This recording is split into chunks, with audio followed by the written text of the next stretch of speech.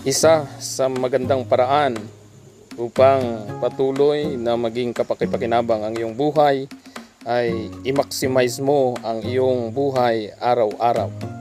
At napakahalagang isipin na ang araw na ito ang pinakamasayang araw sa buhay mo. Paano mo ito gagawin? Lahat ng desisyon mo dapat ay magpapasaya sa iyo. Katulad kanina, tayo ay niyaya ng ating pamangkin na maligo sa ilog, kaya isinama na rin natin ang ating anak at iba pang mga bata, at tayo ay nagkaroon ng panahon upang maligo sa ilog. Isipin mong ang araw na ito ay kikita ka ng malaki, siswelduhan ka ng 10,000 piso.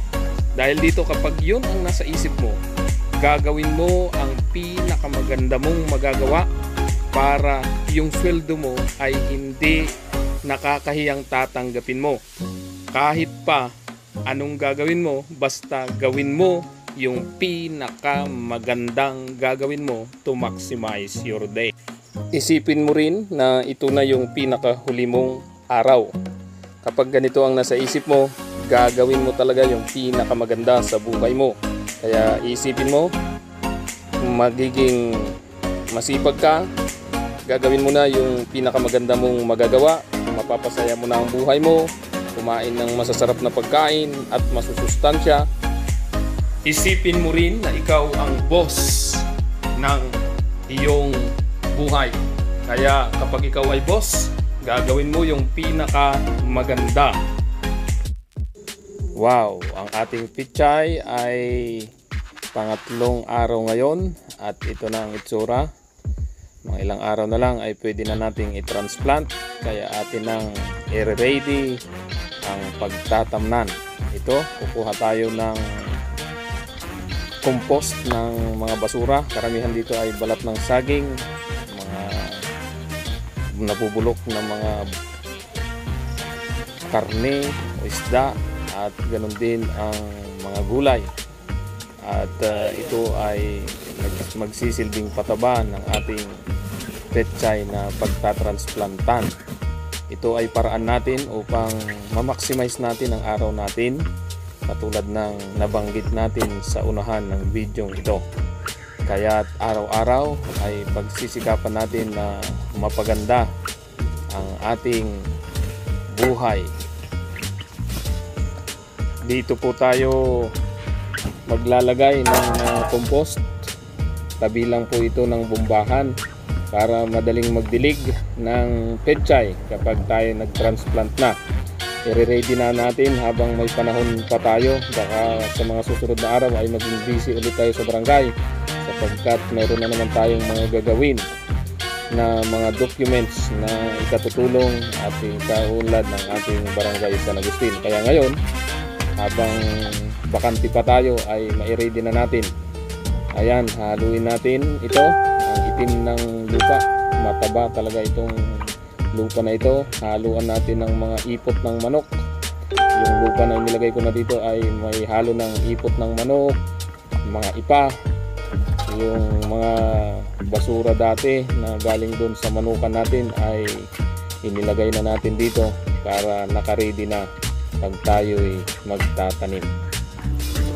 Pipilitin natin na mapaganda ang ating bakuran, ma-maximize natin ang mga space, magtatanim tayo ng maraming gulay para hindi na tayo kailangan bumili ng mga gulay na iluluto sa ating Baragante Restaurant.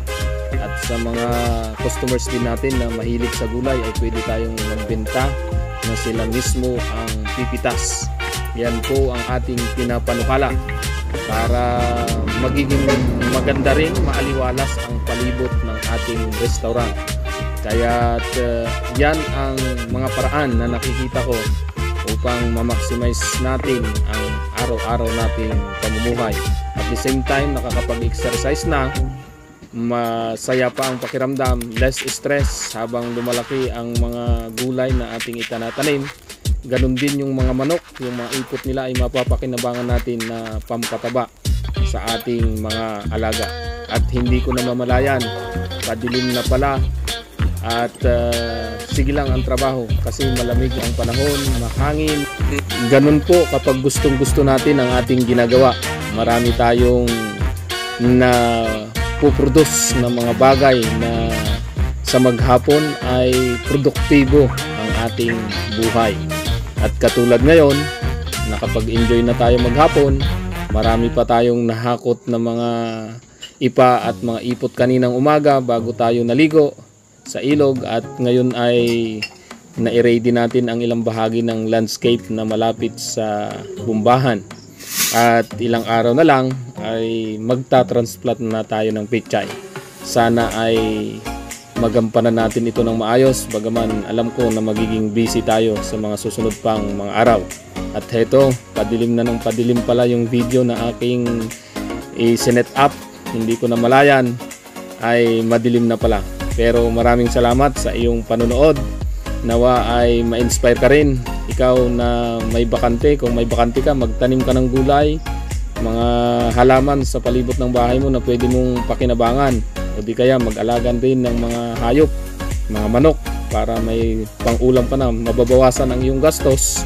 Hindi mo na kailangan bumili ng pang-ulam, kahit karne ng manok o di kaya mga gulay, sapagkat ikaw na mismo ay nag-aalaga nito. Maraming salamat po. Sana na-inspire ka. Hanggang sa muli, magkita-kita po tayo sa channel mo to. Maraming salamat po sa inyong pagsubaybay. Naway patuloy tayong magtulungan upang umangat ang ating buhay.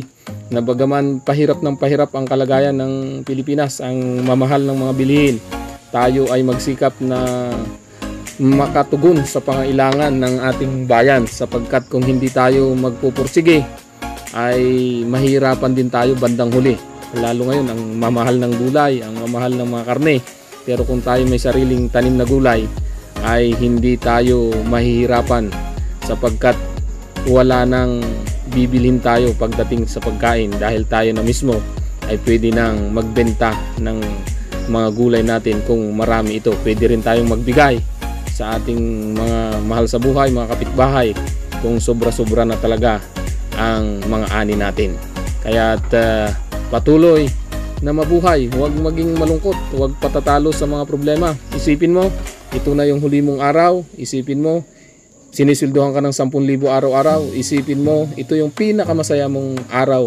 At isipin mo, ito na yung pinakahuling araw mo sa mundo. Pag naisip mo lahat mga iyon, magagawa mo na yung pinakamagagandang dapat gawin sa araw-araw. At kapag yun ang ginawa mo araw-araw, matitiyak ko, magtatagumpay ka kahit marami pang mga kamilian at kabiguan na mararanasan mo, sapagkat yung mga kabiguan mo na yon ay magiging stepping stone mo lamang para ikaw ay magtagumpay.